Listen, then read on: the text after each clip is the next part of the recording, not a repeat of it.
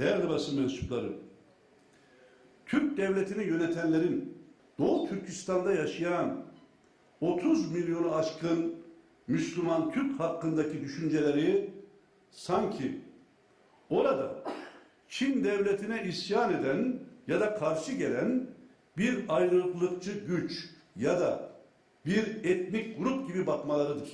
Anlatmaya çalıştığım belge ve bilgilerde şu ortaya çıkıyor. Doğu Türkistan işgal edilmiştir. Yani Doğu Türkistan Çin devletinin bir parçası değildir. Öncelikle bunun altını çizmek gerekiyor. Bu nedenle Doğu Türkistan halkının özgürlük mücadelesini Türkiye Cumhuriyeti Devleti'nin desteklemesi lazım. Ve ben parlamentoda bir üye olarak partim adına Türkiye Büyük Millet Meclisi'ne çağrıda bulunuyorum. Hiç olmazsa bu zulmü kınayın. Sayın Cumhurbaşkanıma çağrıda bulunuyorum. Sessizliğiniz zulme ortak olmanız anlamına gelir. Sessizliğiniz zalimlere yol vermek anlamına gelir. Lütfen sesinizi yükseltiniz. Ama önümüze konan şey şu. Deniliyor ki efendim Çin'le ticari ilişkilerimiz. Değerli basın mensupları, Çin'le ticari ilişkilerimiz nedir Allah aşkına? Çin'e 1 satıyoruz, 10 alıyoruz.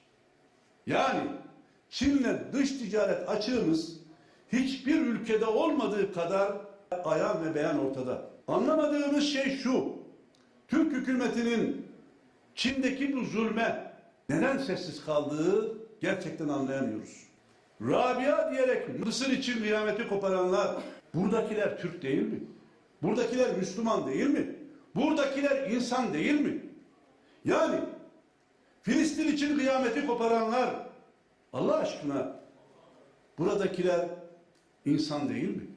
Yani Türk hükümetinin, Sayın Cumhurbaşkanı'nın tavır ve tepki koyması için mazlum olanlar Arap olması lazım.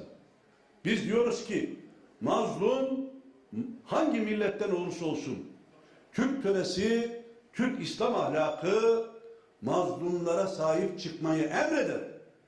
Dinine, diyanetine, soyuna, ırkına bakılmadan sahip çıkılmasını emreder. Onun için bu çağrılarımızı İYİ Parti olarak sürdüreceğiz. Çin'de kanayan yara durana kadar, Çin'in işgal altında tuttuğu Doğu Türkistan topraklarından çıkana kadar mücadelelerinin arkasındayız. Ve buradan parlamentodan sesleniyorum.